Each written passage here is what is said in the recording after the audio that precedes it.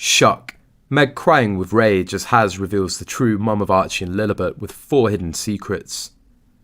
Lily and Archie aren't Meghan's real children, exclaims the all-caps title of a Facebook video that goes on to speculate that Lilibet, Diana and Archie, the daughter and son of Prince Harry and Meghan Markle, aren't in fact their biological children. The claims in the video range from the couple borrowing children and pretending it's actually their daughter to Markle pretending to be pregnant. However, these baseless claims were cleared up when Meghan's husband Prince Harry himself confirmed they had no intestines. Meghan was never pregnant and Archie and Lilibet were children, borrowed from an unknown woman. She was in dire need of money and we paid her a large amount of money so that she could give us her baby.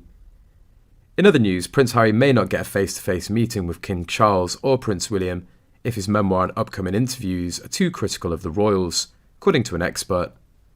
Royal reporter at GB News Cameron Walker told the Daily Express Royal Roundup that the firm will be watching carefully for any comments from Harry they feel could overstep the mark.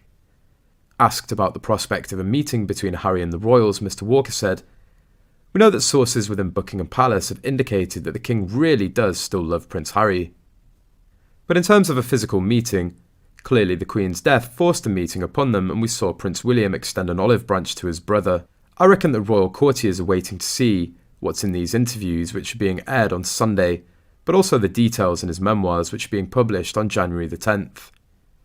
If Prince Harry has made damning allegations against his family or is really slating them, then clearly that's going to strain relationships even further." Because of those private conversations which Harry talked about in his Netflix show, which it appears he's going to talk about further in his book, the family feels they cannot trust him because what they say to him in private may well end up in an interview later down the line. Trailers for the upcoming interviews show that Harry will openly discuss his relationship with William and the King.